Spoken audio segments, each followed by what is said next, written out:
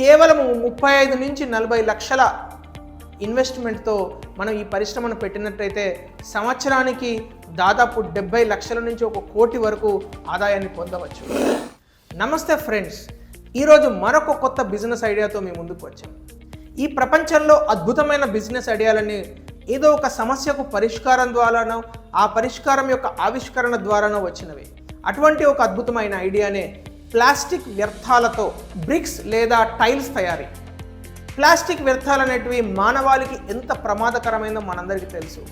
అలాంటి ప్లాస్టిక్ వ్యర్థాలతో especially single use plastic అంటే పెట్ బాటిల్స్ కావచ్చు, సిమెంట్ బ్యాగులు కావచ్చు, క్యారీ బ్యాగులు కావచ్చు, గ్రాసరీ స్టోర్స్లో ఉపయోగపడే ఫుడ్ ర్యాపర్స్ కావచ్చు, కుర్కురే ప్యాకెట్లు, ఇట్లాంటివి అనేకమైన సింగిల్ యూజ్ ప్లాస్టిక్.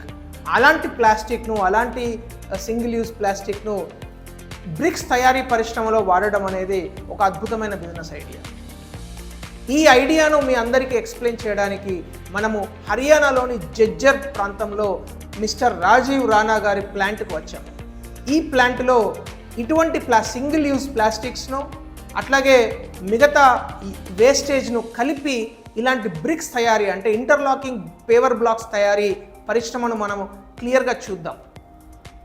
ఈ పరిశ్రమలో ప్రధానంగా మనకు 3 స్టేజెస్లో కనబడుతుంది. 1 raw material processing, 2 paver blocks తయారీ, ఆ తర్వాత 3 ఆ పేవర్ బ్లాక్స్ యొక్క డ్రైయింగ్ ప్రాసెస్. ఈ ప్రాసెస్లో మనకు కావాల్సిన రా మెటీరియల్స్ గురించి చూద్దాం.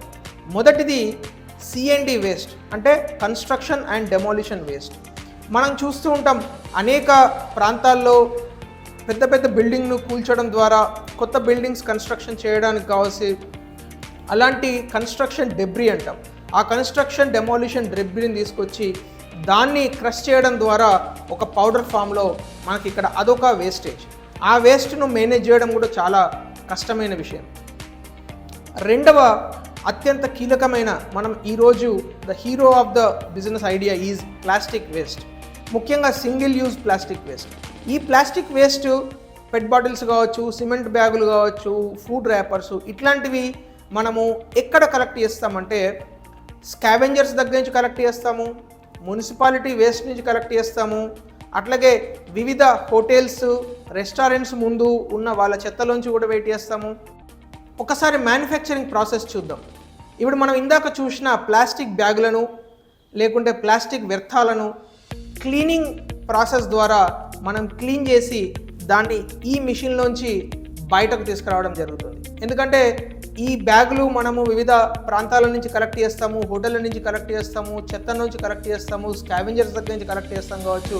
చాలా మట్టి, దుమ్ము, అట్లాగే అది చెత్తలోంచి వస్తుంది కాబట్టి అనేక వ్యర్థ పదార్థాలు కూడా దానిలో ఉంటాయి.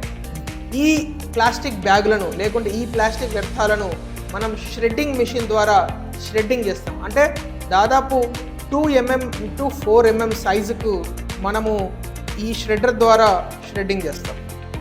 ఈ షెడ్డింగ్ చేసిన ఈ మిశ్రమాన్ని ఆ తర్వాత concrete, demolition waste, fly ash ఇవన్నీ కలిపి ఒక మిక్సర్ గ్రైండర్లో వేస్తాం.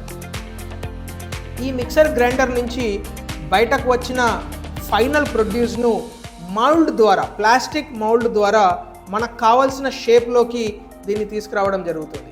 అంటే మనకు కావాల్సిన కలర్లో, మనకు కావాల్సిన షేప్లో, మనకు కావాల్సిన డిజైన్లో తయారు చేసుకోవడానికి మనం మౌల్డ్లను తయారు చేసుకుంటాం. అంటే మనందరికీ తెలుసు, ఏ పేవర్ బ్లాక్స్ అయినా, ఇంటర్లాకింగ్ పేవర్ బ్లాక్స్ అయినా, లేకుంటే డిజైన్కు సంబంధించిన టైల్స్ అయినా, ఫ్లై యాష్ బ్రిక్స్ అయినా, దానికి ఒక మౌల్డ్ అనేది అవసరం. ఈ ప్లాస్టిక్ మౌల్డ్ వేరియస్ డిజైన్స్లో మనం తయారు చేయించుకుంటాం.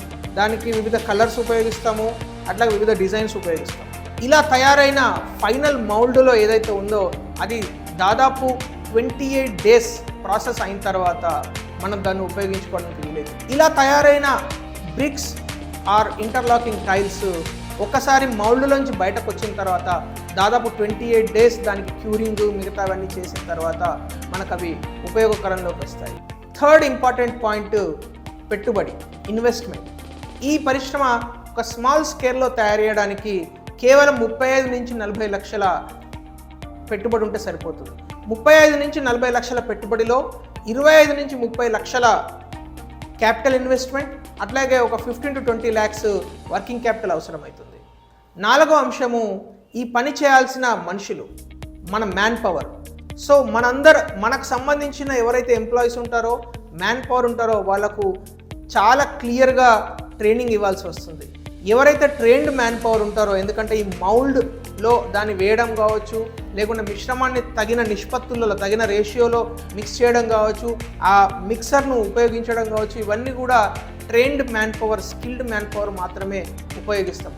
Particularly safety standards, quality standards అనేవి చాలా ఇంపార్టెంట్.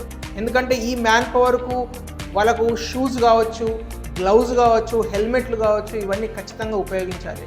లేకుంటే ప్రమాదాలు జరిగే అవకాశం చాలా ఉంటుంది.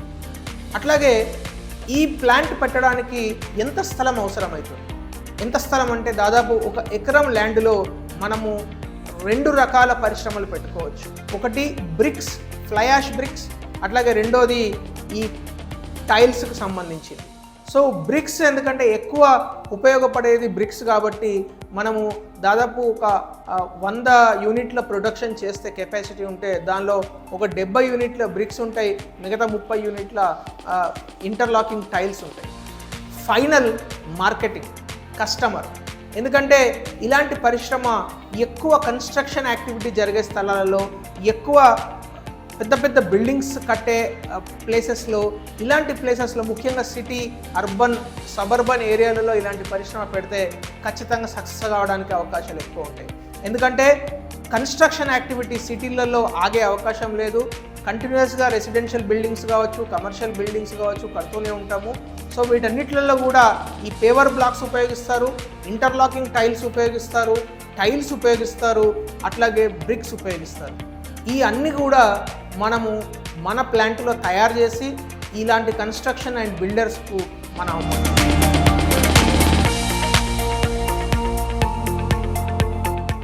కేవలం 35 నుంచి 40 లక్షల ఇన్వెస్ట్మెంట్తో మనం ఈ పరిశ్రమను పెట్టినట్టయితే సంవత్సరానికి దాదాపు 70 లక్షల నుంచి 1 కోటి వరకు ఆదాయాన్ని పొందవచ్చు.